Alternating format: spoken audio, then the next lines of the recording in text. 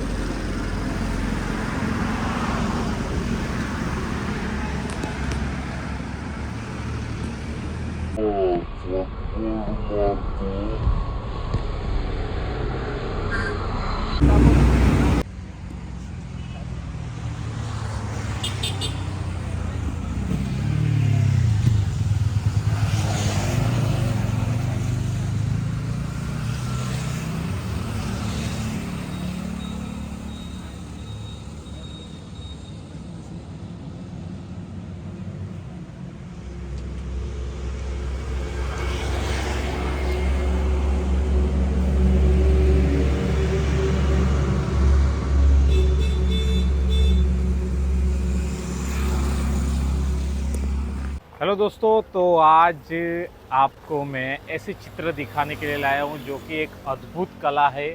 और इस कला को दिखाने का एक ही उद्देश्य है कि दोस्तों हम लोग इस रोड से जा रहे थे तो इस चित्र को देख के दोस्तों हम लोग रुक गए कि क्या चिड़िया दोस्तों दिखाई दे रही है।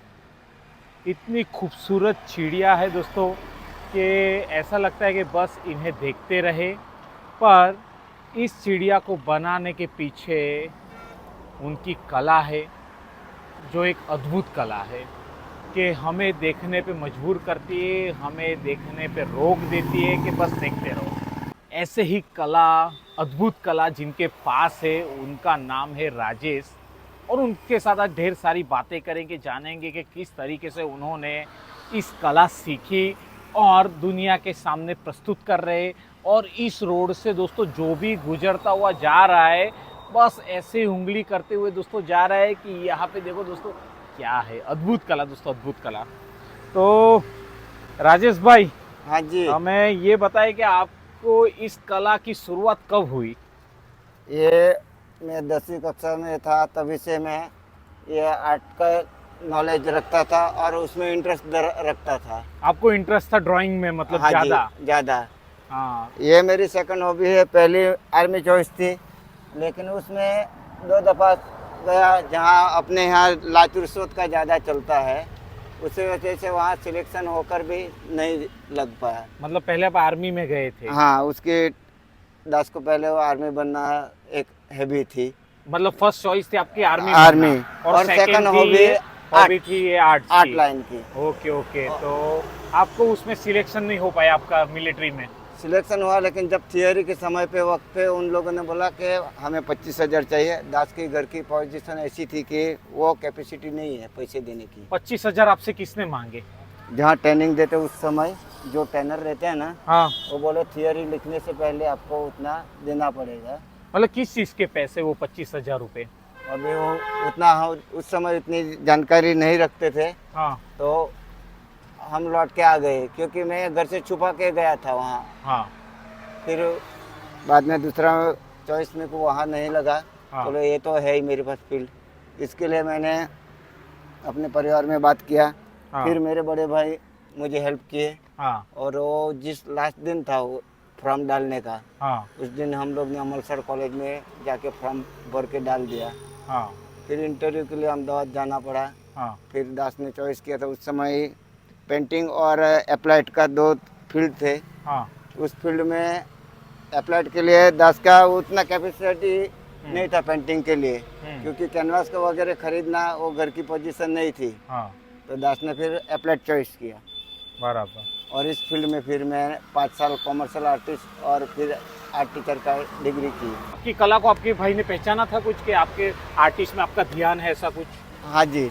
हाँ और वो जो भाई के फ्रेंड सर्कल थे, हाँ वो उन लोगों ने बोला इनको इंटरेस्ट है तो उसमें डाल दो ना। हाँ। तो फिर मैंने इंक्वायरी कर दी शुरू करी कि कहाँ से कहाँ मिलता है उसका फील्ड। हाँ। और उस समय दास को खाली अमलसर कॉलेज का ही नाम पता, नारगोल कॉलेज का नाम नहीं पता था। बराबर। फिर दास ने जब इंटरव्यू देने गए अहमदाबाद तो वहाँ बोले कि ये कॉलेज है। हाँ।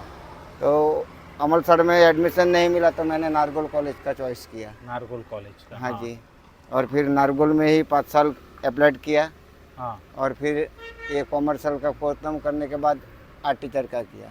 कितना साल वो कॉमर्स वो कोर्स किया, कितने साल किया? 5 साल का। 5 साल तक का। हाँ, फिर 2 साल आर्ट टीचर का। और मतलब 7 साल आपने इस ड्राइंग के क्षेत्र में पढ़ाई की आपने? हाँ जी। दोस्तों बहुत ही अद्भुत दोस्तों, 7 साल उन्होंने दिए हैं इसकी पढ़ाई में। और आज हम दोस्तों एक डिग्रियाँ करके, एक छोटी डिग्रियाँ करके चले जाते हैं, पर इन भाई ने 7 साल दिया है, तब जाके ये अद्भुत चित्र दुनिया के सामने प्रस्तुत कर पा रहे, हमें रोकने पे मजबूर कर पा रहे, हमें देखने पे मजबूर कर पा रहे कि और हमारी दोस्तों इस चित्र से नज़र हट ही नहीं पा रही। कब नहीं हट पा रही?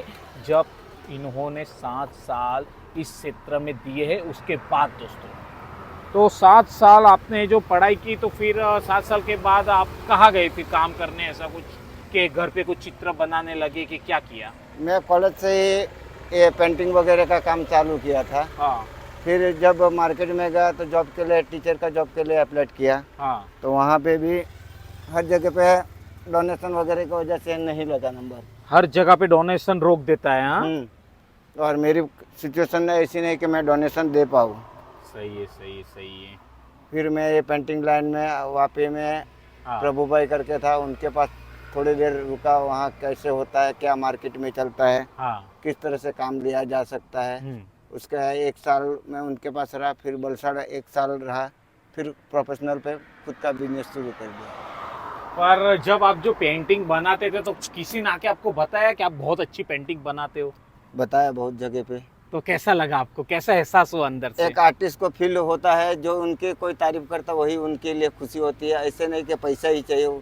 आर्टिस्ट को होती है उनकी, कोई भी आके तारीफ करे कि आपका वर्क एक देखने लायक है। इसी हिसाब से हर एक आर्टिस्ट का मन में वही होता है। हाँ। जहाँ जिनको पैसे के पीछे रहता है वो उनका अलग फील्ड हो जाता है। जब एक प्रोफेशनल आर्ट को, जब उसने इतनी मेहनत करते हैं डे नाइट, और फिर उसको तारीफ नहीं मिलती या तो आके गलतियाँ निकलते, तो उनको बहुत बुरा लगता है। जब आप जैसे कदरदान आके उनकी तारीफ करते तो उनको ऐसा गर्व होता है कि नहीं, मैं काम कर रहा हूँ, वो सही फील्ड पे ही हूँ। वो एक मार्गदर्शन मिलता है। सही है दोस्तों। आर्टिस्ट की अगर उसकी कला की तारीफ की जाए, और उनको क्या चाहिए दोस्तों?